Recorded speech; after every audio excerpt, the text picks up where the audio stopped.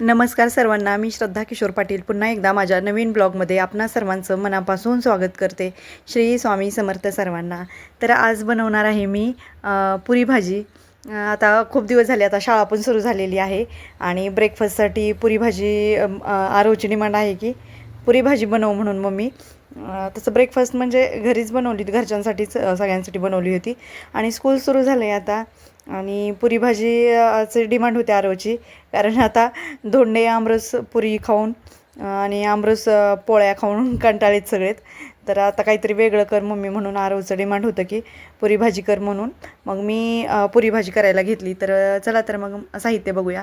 तर इथं गव्हाचं पीठ घेतलं आहे मी, 2-3 वाट्या गव्हाचं पीठ घेतलं आहे आणि त्याच्यामध्ये असं कडकडीत तेलाचं मोहन घालून घेतलं आहे, म्हणजे गरम चांगलं तेल करून त्याचं मोहन घालून घेतलं आहे आणि त्याच्यामध्ये जिरं आणि ओवा टाकला आहे आणि लागल म्हणजे आपल्याला पीठ मळायचं आहे तर गरजेनुसार पाणी ॲड केलेलं आहे मी त्याच्यात. तेल गरम असल्यामुळं थोडं हाताला हे होतं आहे. नंतर आपल्याला असा उंडा मळून घ्यायचा आहे त्याचा, असा थोडा जाडसरच बनवायचा आहे, म्हणजे असा घट्टसरच बनवायचा आहे, कारण आपल्याला ह्याच्या पुऱ्या ज्या आहेत ना थोड्या कडक बनवायच्यात, अशा सॉफ्ट नाहीत बनवायच्या, म्हणजे जास्त फुगल्या नाही तरी चालतात, कारण पुरी भाजीसोबत अशा कडकच पुऱ्या चांगल्या लागतात, क्रिस्पी चांगल्या लागतात. नंतर इथं मी बटाटे घेतलेले आहेत उकडून, जे की मी पूर्ण जास्त त्यांना उकडलेलं नाही आहे, म्हणजे जास्त बॉईल केले नाही, थोडंसं अर्धे कच्चेच ठेवलेले आहेत. नंतर इकडं ते पीठ मळून 10 मिनटं ठेवलं आहे मी झाकून. त्याच्यानंतर मी इथं पुऱ्या तळण्यासाठी तेल गरम करायला ठेवलेलं आहे कमी गॅसवर. नंतर 10 मिनटानंतर हे बघा असं एकदम सॉफ्ट पीठ होतं. हे थोडंसं म्हणजे कडकच पीठ ठेवायचं आहे, ते जास्त हे करायचं नाही, कारण आपल्याला कडक पुरी बनवायच्यात आणि अशा मोठ्या मोठ्या बनवायच्यात. म्हणजे या पुऱ्या जास्त फुगल्या नाही तरी चालतात, कारण मोहन घातले आपण, कारण क्रिस्पी अशा खुसखुशीत होण्यासाठी, ज्या की पुरी भाजीबरोबर अगदी छान लागतात. हे बघा अशा होत आहेत. ते वरती जे दिसतंय ते ओवा आणि जिरं आहे, त्याच्यामुळं म्हणजे ते आरोग्यासाठी पण चांगलं आहे आणि पचायला पण आपल्याला जरा हलकं, म्हणजे जड जात नाही पचन व्हायला पण, म्हणून ओवा आणि जिरं मी घातलेलं आहे त्याच्यामध्ये. आणि अगदी कमी गॅसवर आपल्याला अशा थोड्याशा गोल्डन कलर येईपर्यंत चांगल्या तळून घ्यायच्यात त्या कमी गॅसवरच. थोडंसं पेशन्स ठेवूनच आपल्याला त्या तळायच्यात, कारण वेळ लागतो कमी गॅसवर म्हटल्यावर. आणि अशा कडकच तळायच्यात, कारण जास्त जर आपली पुरी फुगली ना तर ती सॉफ्ट होती आणि सॉफ्ट पुऱ्या पुरी भाजीसोबत चांगल्या लागत नाहीत. सॉफ्ट पुऱ्या ह्या फक्त आम्रखंड किंवा आमरस ह्याच्यासोबत चांगल्या लागतात. बाकी मग अशा पुरी भाजीसोबत अशा कडकच पुऱ्या छान लागतात आणि आम्हाला तर तशाच आवडतात म्हणजे. आणि नंतर बघा अशा तळून घेतल्या आणि मग मी टिश्यू पेपर डब्यामध्ये टिश्यू पेपर ठेवला आणि त्याच्यावर त्या काढून घेतल्या सगळ्या, आणि सगळ्या एक एक करत अशा मी सर्व पुऱ्या म्हणजे तळून घेतल्या. तसं तर आता सुट्ट्या झाल्या, सगळं डाएट वगैरे काही, गावाकडे गेल्यावर डाएट वगैरे काही होतच नाही आणि मी तर काही डाएटचं माझ्या लक्षातच नव्हतं, मी डाएट म्हणजे करत होते इथं म्हणून. आणि होतच नाही गावाकडे गेल्यावर डाएट, शक्यतो पूर्ण कंप्लीट होतच नाही. आणि तिकडून आल्यावर पण आता चालू आहे, आमरस खाऊन कंटाळेत सगळे, तर चालू आहे की काहीतरी वेगळं कर मम्मी, वेगळं कर मम्मी म्हणून. मग आज संडे आहे तर मग सकाळी सकाळीच मी ब्रेकफास्टसाठी पुरी भाजी बनवली. बाकी म्हणजे सांगायचं हेच की इथं आपण किती जरी डाएट करायचा प्रयत्न केला तर माझ्याकडनं ते कंटिन्यू होत नाही म्हणजे. आणि गावाकडे कसं सगळे चहाला वगैरे बोलवतात, तर चहा मी इथं घ्यायचा बंद केला होता, पण तिथं माझ्याकडे घेण्यात आला. नंतर जे बॉईल करून घेतलेले बटाटे आहेत ते मी असे कट करून घेतले बघा. तसे जास्त बॉईल करायचेच नाहीत ते, कारण मग ते तुटतात असं. आणि मग पुऱ्या तर झालेल्या आहेत माझ्या. मग नंतर भाजीसाठी मी इथं एक कढई ठेवली, त्याच्यामध्ये थोडंसं तेल घेतलं. आता भाजीसाठी मी अगदी कमी तेल घेणार आहे, 1 चमचाच तेल घेणार आहे.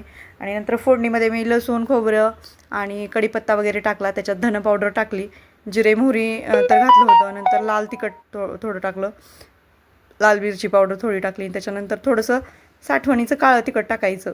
मी घरचेच मसाले सगळे वापरलेत, असं काही पुरी भाजीचा वगैरे बाहेरून मसाला काही आणलेला नाही आहे.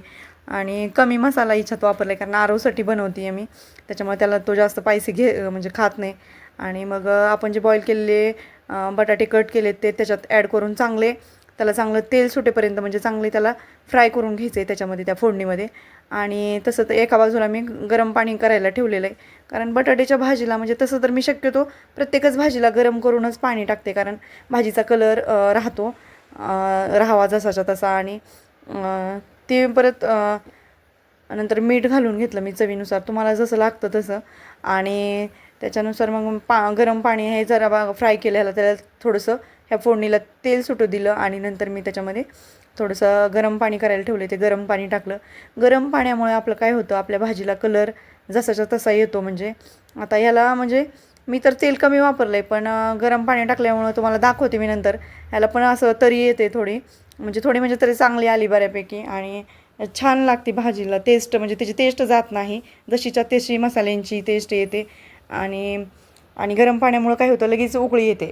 म्हणजे जे आपण भाजी करायला घेतली आहे त्याला गरम पाणी टाकलं का त्याची कन्सिस्टन्सी म्हणजे जशाच्या तशी राहते, की पाणी वेगळं किंवा असं फोडणी वेगळी असं होत नाही. बटाट्याच्या भाजीचं कसं असतं तशी ती लिक्विड जास्त म्हणजे लवकर बाइंडिंग त्याचं होत नाही. मग त्यासाठी आपल्याला काय करायचं, अर्धी म्हणजे 5 ते 10 मिनटं चांगली भाजी ती उकळू द्यायची कमी गॅसवर. आणि त्याच्यानंतर आपल्याला काय करायचं, अशी थोडी थोडी तरी यायला सुरुवात झाली म्हणजे ती थोडी घट्ट होण्यासाठी किंवा अशी म्हणजे त्याच्यात कन्सिस्टन्सी येण्यासाठी आपल्याला काय करायचं आहे, थोडंसा चांगली 5 ते 10 मिनटं चांगली उकळी येऊ द्यायची. आणि मग नंतर आपल्याला काय करायचं आहे, त्याच्यामध्ये शेंगदाण्यांचा कूट टाकायचा आहे. मग अशी ती भाजीला कन्सिस्टन्सी येते बघा, अशी तरी यायला लागली बघा. तसं तर मी कमी तेल वापरले, कारण पुऱ्या पण ऑइली आहेत. आणि तर आता डाएट तर नाही आहे सध्या चालू, कारण गावाकडे गेल्यामुळं डाएट पूर्ण बंद झालं आहे. आणि मग त्याच्यामध्ये आपल्याला चांगली उकळी येऊन 5-10 मिनटं ते झाली की त्याच्यामध्ये शेंगदाण्यांचा कूट टाकून घ्यायचा आहे. मग ती काय होती, घट्ट म्हणजे असं बाइंडिंग येतं त्या ह्याला, चांगले बाइंड होती ती भाजी आणि कन्सिस्टन्सी येते एक त्या बटाट्याच्या भाजीला. आपण काही बाहेरचे मसाले काय हे त्याच्यामध्ये ॲड केलेले नाहीत. आणि कोणतीही तुम्ही जर बटाट्याची भाजी बनवत असाल तर अर्धा बटाटा शिजल्यानंतर म्हणजे 10 मिनटं तरी ती भाजी चांगली शिजू द्यायची आणि त्याच्यानंतर शेंगदाण्यांचा कूट टाकायचा आहे. त्याच्यामुळे ती चांगली मिळून येते आणि अशी त्याला ग्रेव्ही टाईप अशी कन्सिस्टन्सी येते. नाही तर बऱ्याचदा बटाट्याच्या भाजी अशी लिक्विड पातळच अशी वाटते आपल्याला. त्याच्यामुळं नंतर पुऱ्या तळून घेतल्या मी बघा अशा उभ्या करून ठेवते. म्हणजे काय होतं, सगळं त्याच्यातलं तेल त्या टिश्यू पेपर सगळं ॲब्झॉर्ब करून घेतं आणि जास्त ऑइली राहत नाहीत त्या पुऱ्या. आणि नंतर फायनली अशी पुरी भाजी तयार झालेली बघा. आणि कशी वाटली तुम्हाला माझी रेसिपी? आवडली असली तर चॅनलला सबस्क्राईब करा. श्री स्वामी समर्थ.